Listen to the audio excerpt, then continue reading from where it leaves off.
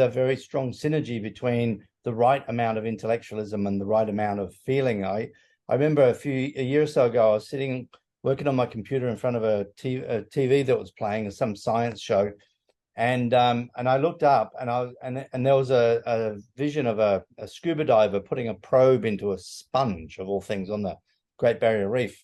And then it cut to a laboratory where they were analysing, doing genetic analysis of the sponge, and then been able to map out where the sponge fitted into this great big evolutionary tree of life.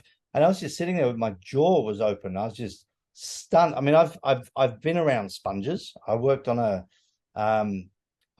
trawlers actually up in northwestern Australia, and we'd bring sponges up on the deck. They're not very nice, actually. They're really stinky and these big lumpy things that you just got to throw over the side to get to the prawns.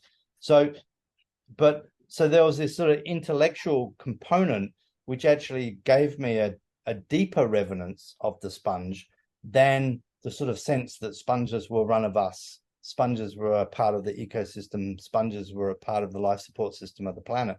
So, and that's part of the Vita sort of model, is to sort of bring a healthy dose of cerebral activity to synergize with spiritual connection, because spiritual connection without some sort of cerebral connectivity would have people go, oh, I love the forest so much, I'm going to go and buy the green stones. Like, what's the green stones got to do with the forest? Well, nothing necessarily.